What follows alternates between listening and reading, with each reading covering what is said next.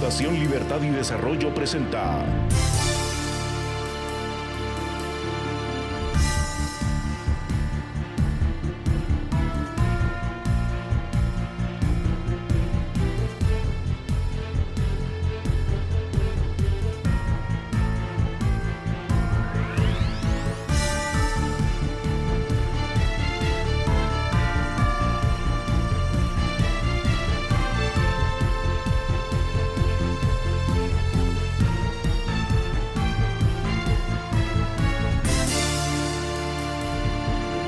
Razón de Estado con Dionisio Gutiérrez. Si Guatemala tiene la oportunidad y la esperanza de alcanzar el desarrollo y el bienestar que solo ofrecen la libertad, la democracia y el Estado de Derecho, será porque los guatemaltecos, más que ponernos de acuerdo sobre nuestra historia y sus dramas, aprendimos de ella sus lecciones y corregimos sus errores. Todos sabemos de la fractura que existe en nuestra sociedad por sus defectos, disfunciones y contradicciones, y sentimos las consecuencias, los conflictos y los dolores que esto provoca. Si la historia de la humanidad nos enseña algo, es que la paciencia, la tolerancia y la humildad son virtudes indispensables para pasar por la vida sin que la frustración y la amargura arruinen esa única experiencia que es la vida. El desarrollo que ha alcanzado la humanidad a través de la historia y que sigue incompleto ha costado siglos, guerras y sangre. Así es la vida. Tiempos recios, la nueva novela de Mario Vargas Llosa, llegó a Guatemala y reavivó algunos de los conflictos que como sociedad hemos sido incapaces de superar. Este libro, que nace como novela y funde la realidad con dos ficciones, no pretende ser una lección de historia y menos una biografía, pero nos da la oportunidad de discutir y reflexionar sobre nuestra historia, nuestros dramas y las oportunidades perdidas. Tiempos recios es una historia novelada de conspiraciones internacionales e intereses encontrados en los años de la Guerra Fría y merece ser leída.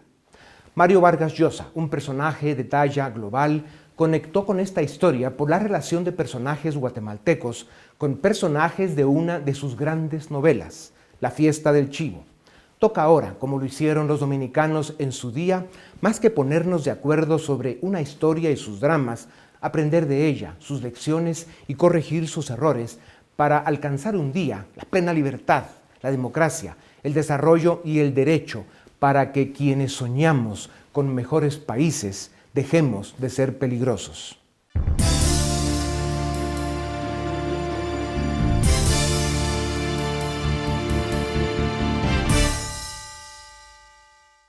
La historia de Guatemala, como la historia de todos los pueblos, está llena de luces y sombras, de éxitos y fracasos, de momentos de gloria y de oportunidades perdidas. Cada quien la cuenta según cómo le fue, pero si algo queda claro, es que en la vida de los pueblos lo que importa es el saldo. A Guatemala le faltan las glorias que producen las luces, los éxitos y las oportunidades bien aprovechadas para poder alcanzar la cima con la que aspiramos todos los guatemaltecos. Pero para esto, habrá que seguir trabajando duro y aprendiendo de nuestra historia. Mario Vargas Llosa, Premio Nobel de Literatura, con su más reciente novela, Tiempos Recios, nos ofrece una oportunidad para revisar, discutir y contrastar la historia, o mejor dicho, un episodio de nuestra historia, el cual, dicho sea, hasta el día de hoy, marca parte del debate político nacional y dibuja un alto porcentaje del conflicto ideológico del que, por unas o por otras, no salimos. Y se mantiene como una carga pesada e inalterable que evita que alcancemos los consensos mínimos suficientes para avanzar como nación. Tiempos Recios cuenta uno de los episodios más traumáticos y controvertibles de nuestra historia contemporánea: el derrocamiento de Jacobo Arbenz y el asesinato de su sucesor, Carlos Castillo Armas. Esta historia novelada se produce en medio de la Guerra Fría entre las grandes potencias de la época y con la amenaza inminente del comunismo.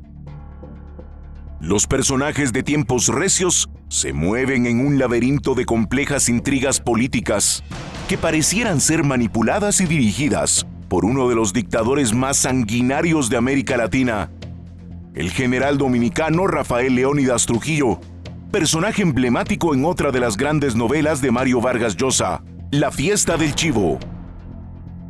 Tiempos recios despierta una polémica que tiene décadas fragmentando a una sociedad históricamente polarizada y en la que todavía no hay consenso posible sobre casi nada. Pero, aunque no es un libro de historia, esta obra novelada nos da una oportunidad para debatir nuestro pasado y ponderar sus lecciones.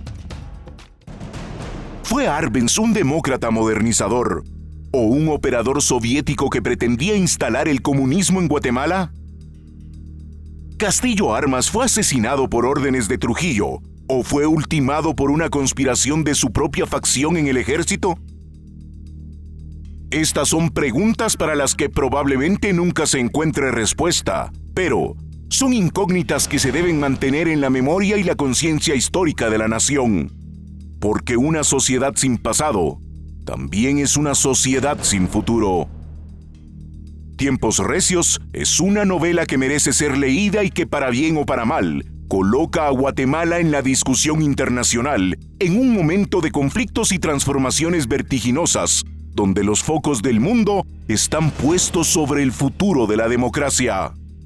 Celebramos tiempos recios y agradecemos su aporte al debate plural, democrático y respetuoso, prácticas indispensables en una sociedad para construir puentes y avanzar.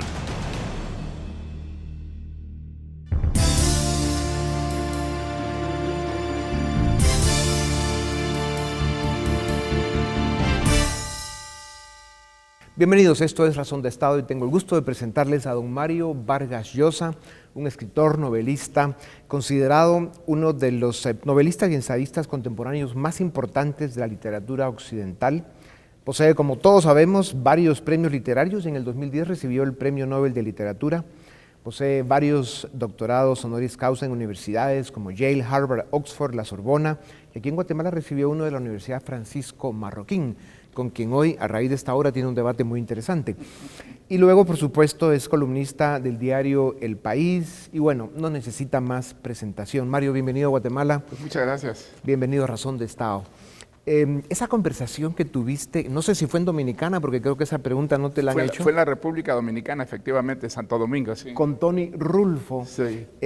Pues fue lo que inspiró esta extraordinaria obra de arte, porque él básicamente sembró esa semilla de curiosidad que tú sabes aprovechar también en relacionar al dictador Trujillo y al personaje ese Arbenz. Esa fue una conversación que para mí fue sorprendente, porque a pesar de conocer, yo creo, bastante bien lo que fueron los 31 años de Trujillo en el poder, ignoraba por completo la relación de Trujillo con Castillo Armas. Y allí descubrí, bueno, yo me quedé con mucha curiosidad después de conversar con Tony y vi que efectivamente había muchas publicaciones de los últimos años en que se referían constantemente a la relación de Trujillo con Castillo Armas. Descubrí que Trujillo le había entregado dinero a Castillo Armas, una vez $60,000, y luego, no se conocen bien las cantidades, recibió dinero de Trujillo, que Trujillo le envió un barco cuando estaba él en Honduras preparando, digamos, la contrarrevolución, y que le mandó un barco con armas, con parque y aparentemente incluso hasta hombres, ¿no? Bueno, pues esto me intrigó mucho. Vi que había habido una buena relación al principio entre Trujillo y Castillo Armas y que se había transformado esta relación en un odio de Trujillo hacia Castillo Armas feroz. Aparentemente Castillo Armas no cumplió con algunas cosas que le había pedido Trujillo, quería una invitación oficial una vez que Castillo Armas tomara el poder, quería recibir una condecoración, a él le gustaban mucho las condecoraciones, como ocurre frecuentemente con los dictadores, entonces quería la orden del Quetzal en el máximo grado. ¿Y por qué? Porque le gustaban las condecoraciones, pero sobre todo porque la había recibido Somoza, claro, antes que él. Y entonces, bueno, pues Castillo Armas no cumplió, Castillo Armas procuró tenerlo más bien alejado, había como una desconfianza hacia meter a Trujillo un poco en la vida de Guatemala, y entonces, pero lo que parece haber sido decisivo en la hostilidad de Trujillo hacia Castillo Armas son unas cartas del embajador dominicano en Guatemala, un psiquiatra, que le escribe a Trujillo y le dice, mire, el señor Castillo Armas cuando se toma unas copas, entretiene a sus invitados contando cosas muy ofensivas para su familia. Habla de Ramfis, habla de la familia Trujillo, y era algo que volaba a Trujillo. A él no le importaba que lo atacaran, pero que atacaran a su familia, claro, lo volaba. Mario, y esa relación que tú encontraste entre tu novela La fiesta del chivo, que es precisamente sobre el personaje de este dictador Trujillo en la Dominicana, y esa relación que hay pues con Castillo Armas en aquel momento, y luego unido al momento que vivía América Latina, donde teníamos muchas dictaduras militares, la democracia pues básicamente no existía, y que en Guatemala se encontraba en aquel momento un movimiento que aquí localmente los conservadores y la derecha miraban como un movimiento marxista y la toma del comunismo internacional en Guatemala, y eso pues provoca el que tú trabajaras en esta obra que viene a explotar una bomba importante en Guatemala en estos tiempos, pero hablemos un poco de cómo uniste los elementos. Yo era estudiante universitario en San Marcos, o sea, muy lejos de Guatemala, y recuerdo mucho el enorme interés que despertaba entre nosotros, jóvenes estudiantes, lo que ocurría en Guatemala, y fundamentalmente las reformas que intentaba el presidente Arbenz. Era un caso raro para la América Latina de ese entonces, un presidente que había llegado al poder a través de elecciones limpias, con un mandato que pedía el apoyo para reformas de tipo social y reformas que estaba intentando poner en práctica desde el poder. Pues mire, la verdad esto nos interesó muchísimo y yo creo que en toda América Latina hubo una enorme curiosidad por lo que ocurría en Guatemala. Ahora, cuando este proceso se frustra, Arbenz es derrotado, es derrocado, sale al exilio, yo creo que eso produce un enorme desencanto en toda América Latina. Ahora, Mario, esos datos de la historia de Guatemala que tú encontraste en algunos testimonios que escuchaste y la investigación que hiciste, como siempre son opiniones subjetivas y probablemente reportes subjetivos, como cada quien interpretó aquel momento de la historia. Tú agarras esos datos de la vida real, haces una novela donde hay pues creatividad, fantasía, ficción, novela. Sí, sí. Y armas. Es muy importante, digamos, subrayar eso. Es una novela, no es un libro de historia, ¿no es verdad? Exactamente. Sí, y esta novela pues provoca en este momento en Guatemala, para traernos a los tiempos actuales, pues digamos un levantamiento nuevo del conflicto que tenemos en Guatemala desde hace más de 50 años y que en los últimos años se exacerbó por una serie de razones, una comisión de Naciones Unidas que enfrentó, digamos, a los conservadores con la izquierda, una buena parte de la izquierda. Y esta novela de alguna forma viene a darle combustible, a ponerle combustible a ese conflicto del que todavía no hemos salido, por eso la hace aún más interesante. Pero cuéntanos un poco el hecho de que siendo tú un referente liberal en el mundo, un defensor de la democracia, de la libertad, del Estado de Derecho, defiendes a un personaje como Arbenz, que a tu parecer y por tu investigación pues te pareció un personaje que estaba promoviendo reformas liberales en Guatemala. Exactamente, mira, yo creo que quizá la tragedia peor de Arbenz es que sean los comunistas los que han defendido su régimen. Los comunistas, la extrema izquierda. Yo creo que si algo desnaturaliza profundamente lo que fue la presidencia de Arbenz, es precisamente eso, de que una extrema izquierda que no es democrática, que por lo menos no era democrática, que no quería la libertad, que quería, digamos, imponer, ¿no es cierto?, defendiera a Arbenz. Entonces, eso ha contribuido muchísimo a manchar de totalitarismo, de autoritarismo, un gobierno que fue profundamente democrático. La extrema izquierda te critica seriamente por esta novela, como lo están haciendo los conservadores. Bueno, quiere decir también que estoy en la buena dirección. Sí. Quiere decir que estoy en la buena dirección. Yo no soy comunista, yo no soy socialista, yo soy demócrata, soy un liberal. Y yo creo que los demócratas y los liberales tendríamos que reivindicar lo que significó el presidente Arbenz y los esfuerzos que él hizo para modernizar la sociedad guatemalteca. Su propuesta más polémica fue la reforma agraria. Por ejemplo, ese elemento... Pues mira, déjame decirte, yo he leído 2 veces el proyecto de reforma agraria que aprobó el Congreso guatemalteco. Ese proyecto es un proyecto capitalista, no es un proyecto socialista. Claro, el título ¿Quiere Arbenz nacionalizar la United Fruit? Nunca, jamás. Quiere que la United Fruit pague impuestos, como pagan las empresas en Estados Unidos y en todos los países capitalistas democráticos del mundo, ¿no? Y él dice clarísimamente, incluso, es muy importante que la United Fruit sirva de ejemplo y que nos traiga capitales y que vengan empresas a invertir en Guatemala, ¿no? Entonces, cuando él nacionaliza tierras, ¿qué nacionaliza? Las tierras baldías, es decir, las tierras que no tenían cosecha, que no eran utilizadas. ¿Y para qué? Para repartirlas, y se reparten pues entre 500,000 de campesinos, y se reparten ¿cómo?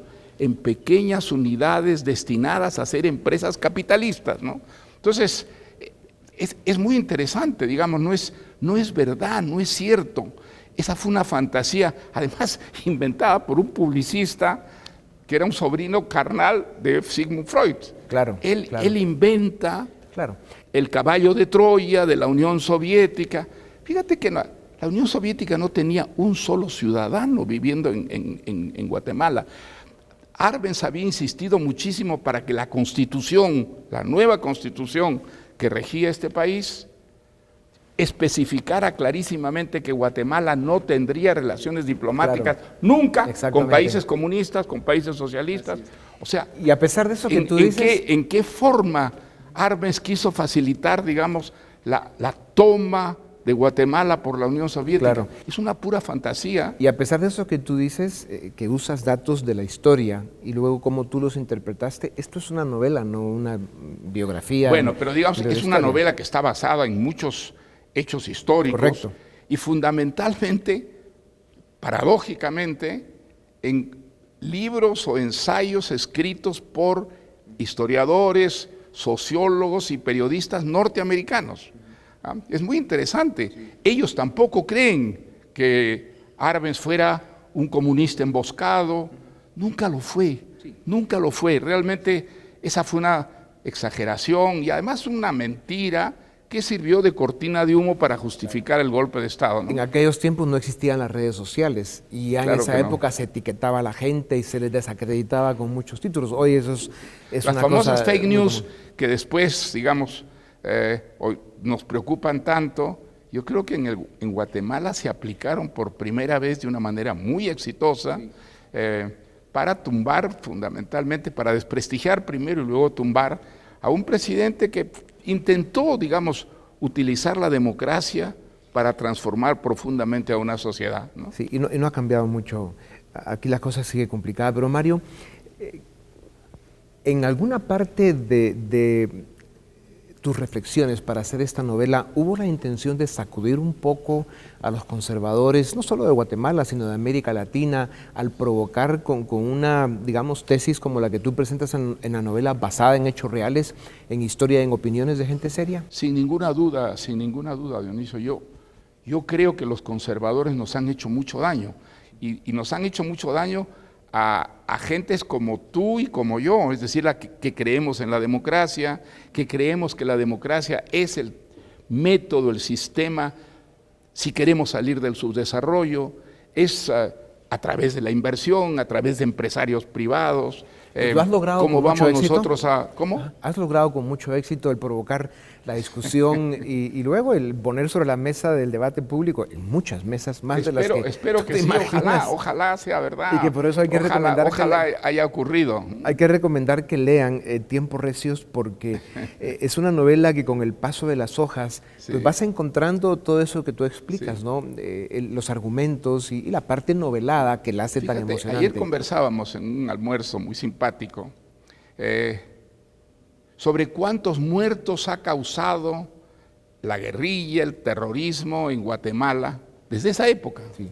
Más de 200,000. 260,000. Bueno, 270,000. Entre muertos y desaparecidos. Pues ¿no crees tú que si hubiera prosperado esa reforma agraria y esas medidas sociales que quería llevar a cabo la presidencia de Arbenz, nos hubiéramos ahorrado esos 270,000 muertos que han resultado de las guerrillas, del disparate de los jóvenes que creían que yéndose a las montañas con un fusil iban a crear la sociedad perfecta, ¿no? Hay que aclarar que el concepto de reforma agraria hoy en día planteado por una izquierda radical y obsoleta no tiene nada que ver con el proyecto de reforma agraria que se propuso en aquella época, y por eso es que la palabra es polémica, pero sin duda alguna la polarización que ha existido en Guatemala en las últimas 5 décadas, que ha ido cambiando de modalidad, pero sigue presente al día de hoy, nos hace mucho daño. Enorme daño. ¿Cómo crees tú que se puede aliviar ese nivel de polarización y que este libro y esta novela pues yo creo que es más fácil hoy en día, digamos, el comunismo está muerto, el comunismo no existe ya, digamos, hay algunos paisitos comunistas que son el mejor ejemplo de que ese no es el camino. Si uno quiere salir del subdesarrollo, si cree que hay una sociedad que sea humana, en la que haya diferencias que sean respetadas. Entonces, creo que es muy fácil para América Latina, o mucho más fácil hoy en día, que en el pasado, cuando existía la idea del paraíso traído a la tierra, no es cierto, desde el cielo.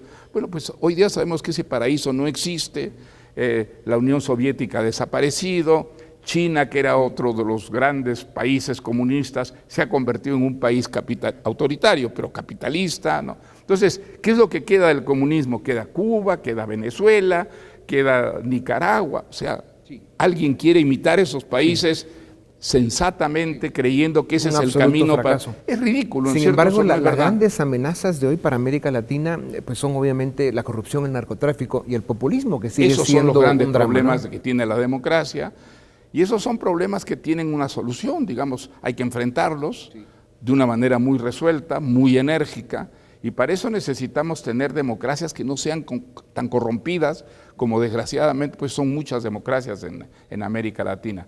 Pero fíjate, yo creo que hay un progreso entre una democracia corrompida frente a una dictadura, porque en una dictadura la corrupción no sale a luz, la prensa no tiene libertad para poder mostrar aquello que anda mal. En cambio, en una democracia corrompida eso sale a la luz y muchas veces se encuentra en jueces que sean independientes, que sean valientes, que sean responsables, pues una solución, ¿no es verdad? Entonces, yo soy más optimista hoy en día que en el pasado sobre el futuro de América Latina. Yo creo que hoy día sabemos que si queremos salir del subdesarrollo, no hay otro camino que la democracia, y que la democracia, pues, tiene que curarse de esas enfermedades que arrastra hace muchísimo tiempo, el populismo, la corrupción, el supremacismo, en fin, ya sabemos cuáles son los problemas de las democracias. Mario, y ese optimismo viniendo de ti tiene un peso específico importante porque pues has vivido la historia de América Latina muy de cerca, la has estudiado, has escrito sobre ella. Y el hecho de que tú nos hagas reflexionar sobre que al final del día el proceso de la vida y el paso del tiempo sí nos ha ido ayudando a evolucionar, y que si bien pasamos de las dictaduras a estas democracias imperfectas y muchas veces corruptas, digamos, podemos decir que no vamos en el camino tan equivocado, porque cada día se expone más esta realidad y se buscan democracias liberales. Yo creo que estamos en el buen camino, digamos, la democracia es el camino. Ahora hay que perfeccionar nuestras democracias, muchas de ellas pues están profundamente afectadas por la corrupción, ¿no? Y ese es un problema absolutamente mayor, porque una democracia corrupta no funciona como una verdadera democracia, ¿no? Mario, y para terminar y recomendar de verdad que la gente, los ciudadanos, especialmente de América Latina y del mundo, lean esta novela Tiempos Recios, porque lo importante es que no les cuenten, sino que realmente la analicen y hagan esa relación que hay con estos datos históricos que conseguiste y la forma pues tan especial que tienes tú para novelar la realidad, y se van a dar cuenta de la calidad de esta novela. Y luego, para terminar, Mario, ¿La piensas traducir a algún otro idioma aparte del español? Pues no ha salido todavía ninguna traducción, pero sí, he firmado varios contratos de traducción, sí. Eso es una buena noticia. Sí, sí. Claro, porque para bien o para mal pone a Guatemala en el mapa de otras lenguas y otras culturas. Sí. Y sobre todo... Pues mira, yo creo que los guatemaltecos tienen que sentirse muy orgullosos. En una época en que había dictaduras en América Latina de un confín a otro confín, Guatemala dio un ejemplo de civilización. Una verdadera democracia, elecciones auténticas y un presidente que intentó hacer reformas dentro de esa legalidad, dentro de esa libertad que garantiza la democracia.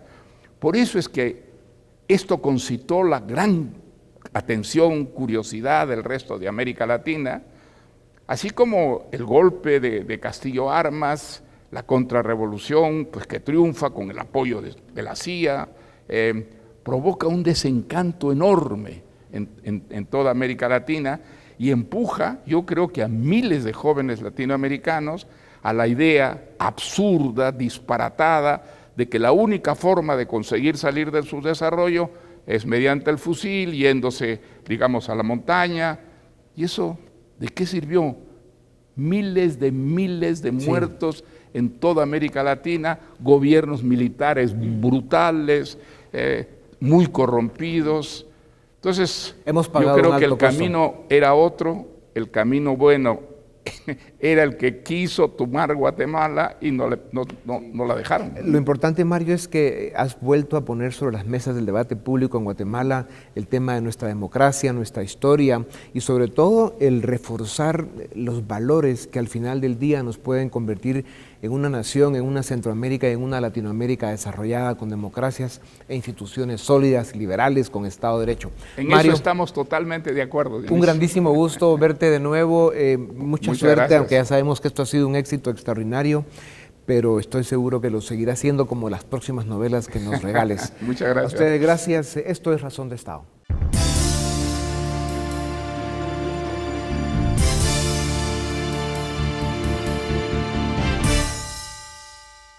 Iniciamos el debate en Razón de Estado. En esta noche vamos a hablar sobre los eventos del 2019.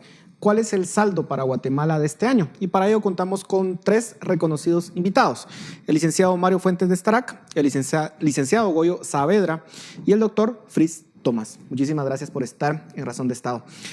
Doctor Thomas, ¿cuál es el saldo para Guatemala del 2019? ¿Cuáles son esos eventos que marcaron nuestra historia en este año, si es que podemos hablar de eso?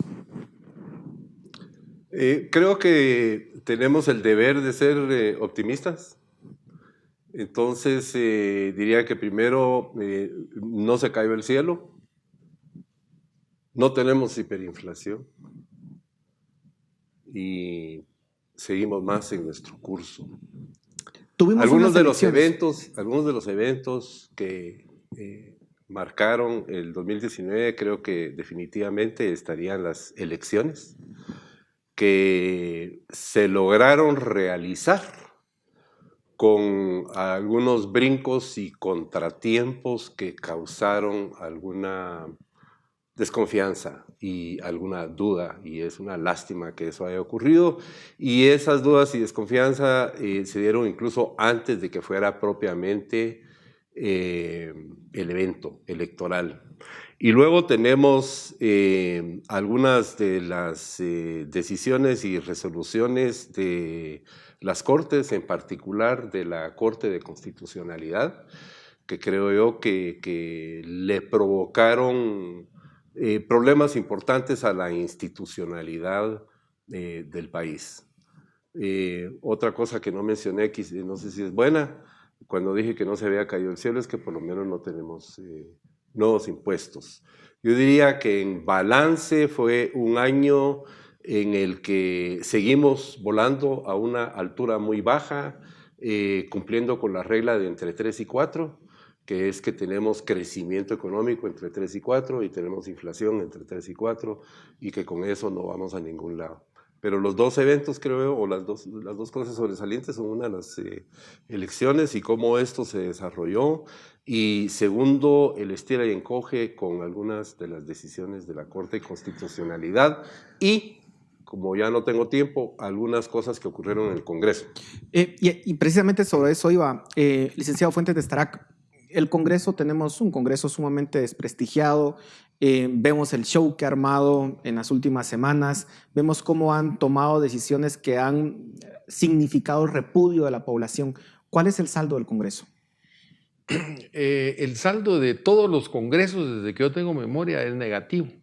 O sea, el Congreso naturalmente tiene un desgaste durante el respectivo periodo institucional. Bueno, pero este Congreso en particular tuvo una escena en la cual muchísimos ciudadanos básicamente los tuvieron encerrados durante varias horas porque hicieron una legislación que dejaba básicamente libres a muchos criminales, ¿o no? Por ejemplo, eso creo que es algo bien importante de recalcar. Bueno, las últimas leyes que se han aprobado, por ejemplo, la ley de aceptación de cargos, que al final se distorsionó totalmente a cómo era el proyecto original. Hubo también tira y encoge con esta ley de simplificación tributaria que genera privilegios para determinados sectores. Y también el tema del presupuesto, estuvieron ahí discutiendo, finalmente no se aprobó el presupuesto. Yo creo que mejor que no se haya aprobado porque se quería incrementar todavía más darle el déficit presupuestario, que ya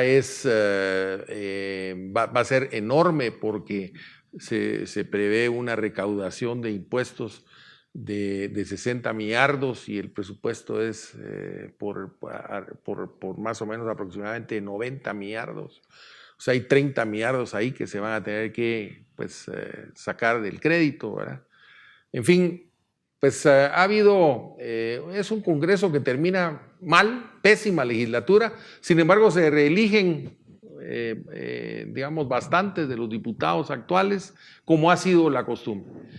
Pero yo le digo pues que los congresos han tenido, yo recuerdo el congreso, por ejemplo, de la época de la depuración, ¿verdad? Se depuró el Congreso de la República en el año 93-94, se les expulsó a los señores diputados porque ya era insoportable, y vino una nueva legislatura. Esa nueva legislatura pues estuvo un poco mejor, pero después volvimos a caer en lo mismo. El problema es los políticos realmente en Guatemala le deben mucho al país, y esos políticos pues son los mismos, se siguen reciclando y van para el nuevo Congreso. ¿Lo que tenemos es un fracaso del sistema político o no, licenciado? Sí, definitivamente es un fracaso del sistema político, y lo que encontramos es, digamos, las mismas, el síntoma de un 2015 donde la ciudadanía lo que tomó fue indignación, y en la ausencia de focos concretos de esperanza y de identificar cómo mejorar un sistema político, cómo aclarar la situación para generar mejores libertades y libertades más sólidas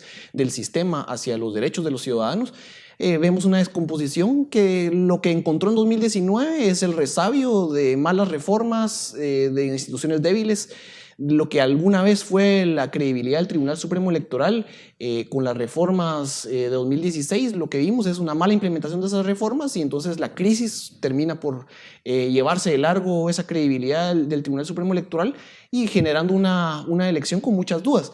Lo que hay que ver es que la oportunidad de 2020 con las elecciones, con los resultados electorales, cómo poder generar mínimos que permitan reorientar esa institucionalidad y un pacto social mucho más fuerte, que probablemente no va a venir de lo político, sino que hay que trasladarlo de lo social, de lo académico, de distintas fuerzas que puedan orientar a la satisfacción de esas necesidades que sí están en la población, que sí están en un histórico de los últimos 15 años. Hemos tenido tal vez un año en donde hemos crecido más arriba del 4%, pero eso es insuficiente para generar desarrollo, para reducir la pobreza y para generar mejores oportunidades. Entonces, ese es un saldo de lo que estamos viendo, no solo en 2019, del gobierno del FCN y de los gobiernos anteriores. Doctor Tomás, lo que nosotros vemos es una clase política que básicamente hace lo que quiere, que roba, que, digamos, arma todo un esquema de corrupción del cual se benefician, y muy pocos de ellos van a la cárcel. Muchos diputados de este Congreso terminan su periodo ahorita, el 14 de enero, muchos de ellos con juicios pendientes, muchos de ellos deberían de enfrentar la justicia. ¿Es eso lo que deberíamos de esperar como mínimo los guatemaltecos después del desastre que significó este Congreso o no? Bueno, recordando un poco lo que mencionó Mario hace un momento, yo creo que es difícil encontrar en un país donde las personas estén verdaderamente satisfechas con sus autoridades políticas, ya no digamos con sus organismos legislativos. Pero los niveles de corrupción aquí son ofensivos. No solo los niveles de corrupción, sino creo que lo que nos tenemos que preguntar es ¿por qué es que los peores llegan arriba? Es decir, hay algunas excepciones. Hay algunas excepciones, al menos de diputados que yo conozco, y diría que tal vez más de un par, pero necesitamos cuestionarnos qué es lo que tenemos que hacer para tener a mejores personas ahí y mejores reglas para las personas que están ahí, y una distinción entre lo que es ley y lo que es legislación. Es decir, ¿cuál es la ocupación del Congreso? ¿Qué es lo que debería de estar haciendo el Congreso? ¿Cómo tenemos una agenda legislativa donde podemos visualizar, por lo menos durante los próximos 2 años, qué es lo que se pretende hacer? ¿Qué es lo que se quiere alcanzar? Y trabajar sobre eso. Pero parte de ese proceso, ¿no cree que es importante que estos diputados que lo han hecho muy mal enfrenten la justicia, garantizando su debido proceso y todo lo que sea? Eso absolutamente, ¿no? Eso es innegable. Es decir, hay que hacer mucha limpieza, pero eso no va a ser suficiente, Pablo. Es decir, eso no es suficiente. Hay que reformar. Hay que reformar, pero además de reformar, hay que tener planteamientos concretos sobre qué se va a hacer y a dónde vamos. Y preguntarnos quiénes son los grupos y las personas que están generando proyectos de ley. Porque tenemos muchas instancias en las que lo que se conoce es porque ese es el único proyecto que hay. Aquí el colega acaba de hacer mención de las reformas a la ley electoral y de partidos políticos. ¿Por qué se aprobó esa ley electoral de partidos políticos?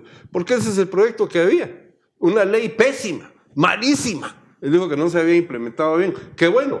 Una ley malísima, pésima, pero es la única opción que había. Y entonces tenemos muchas instancias de ese tipo. Pero, ¿qué es lo que está pasando? Muchas personas no quieren involucrarse en política, lo ven como algo en lo cual no les interesa o es mucho riesgo. Yo te diría que en el caso en el que yo te estoy hablando hay mucha responsabilidad para repartirla, y yo a eso ni siquiera le llamaría involucrarse en política, llamaría involucrarse en generar proyectos, proyectos de ley, es decir, ir más allá de generar ideas y de hablar de ideas y generar concretamente, voy a tomar 10 segundos más, y generar proyectos de ley donde cuando se está buscando solución a algún problema, no se toma eso porque es lo que está ahí, que lo generó alguna ONG, que lo copió de un proyecto que hizo algún académico en España hace 14 años, sino que hay esta opción y esta opción que tenemos para resolver estos problemas, y vamos a debatir sobre eso. De acuerdo. Licenciado Fuentes, el Congreso obviamente tiene ese desgaste, pero hablemos del Ejecutivo. ¿Cuál es el saldo de un gobierno que está por terminar, que le faltan días, con un presidente que tiene unos niveles de popularidad muy bajos y que será recordado en la historia, ya lo veremos, digamos, si bien o mal? ¿Cuál es ese saldo?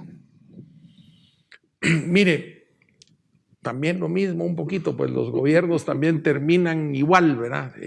Yo recuerdo, todavía tengo memoria de que el gobierno, por ejemplo, de Colom terminó con un 3% de popularidad. Bueno, uno de los peores gobiernos que ha tenido este país, lo cual es muy merecido, digamos. Por eso, pero digamos, bueno, terminó con ese saldo, ¿verdad?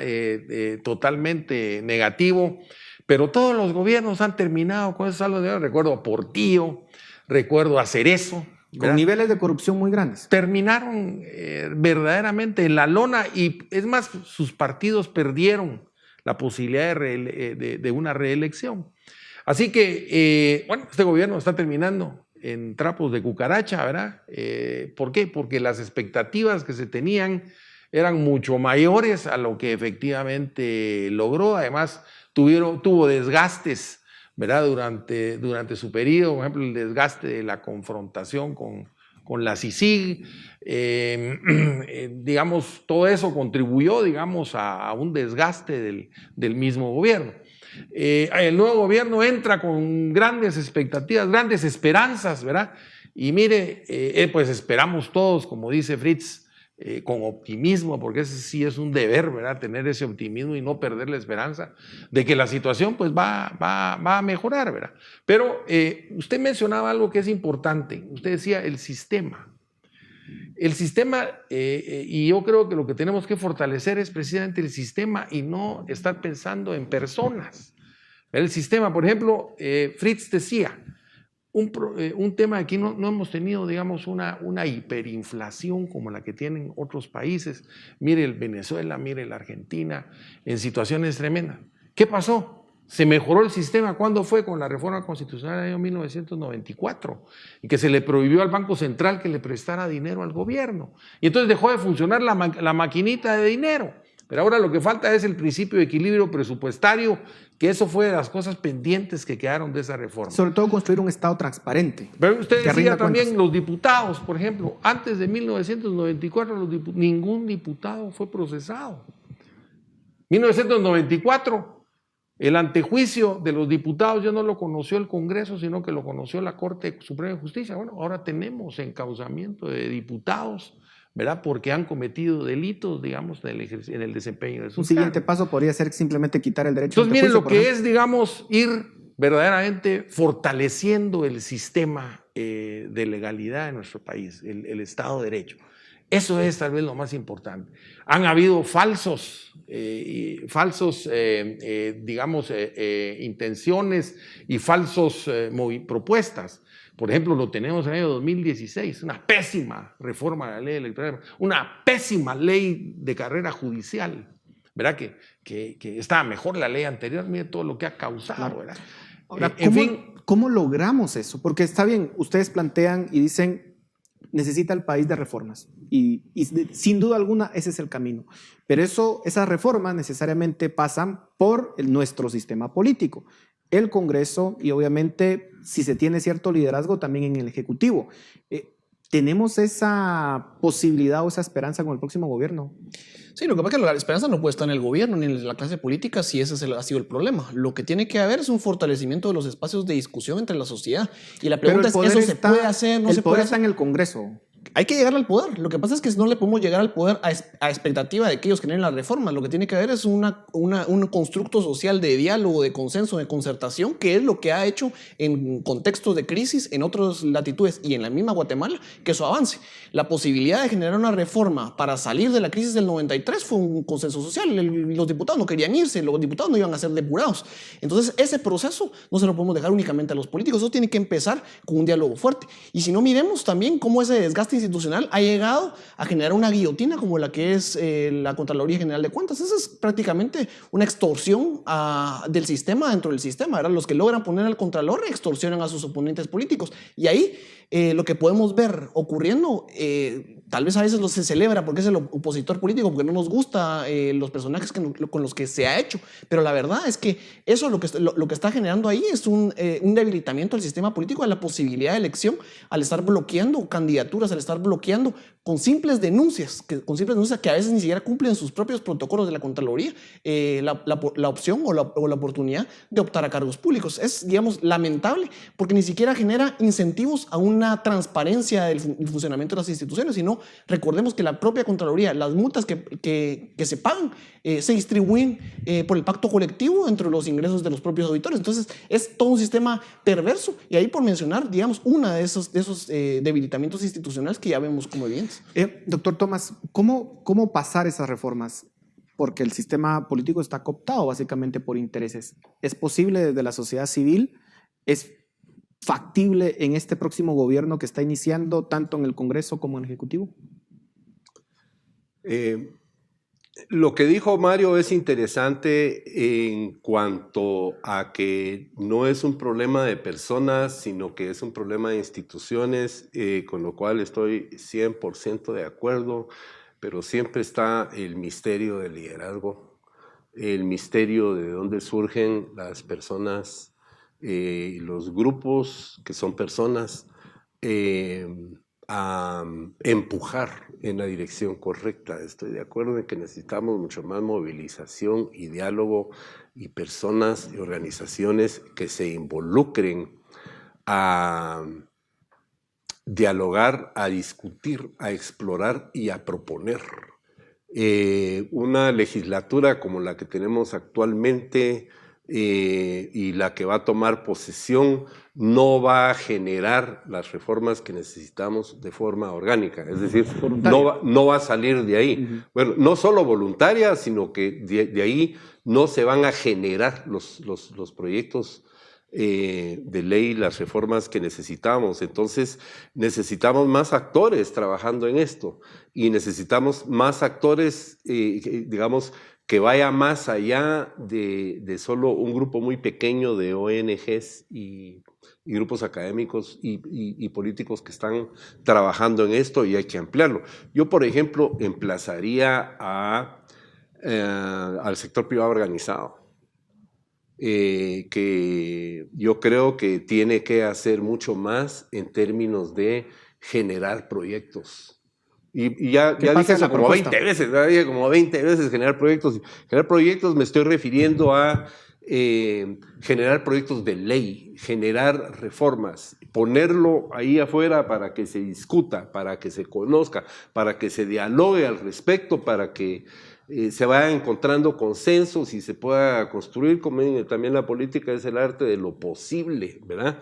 Necesitamos mucho más involucramiento en ese proceso. No podemos esperar que eso vaya a salir del propio Congreso, y tenemos que tener cuidado de que no salga solo tampoco del organismo ejecutivo. Nos quedan 30 segundos, licenciado Fuentes. Conclusiones. Mire, el fortalecimiento de las instituciones es deber de todos los guatemaltecos, eso es lo que tenemos que hacer.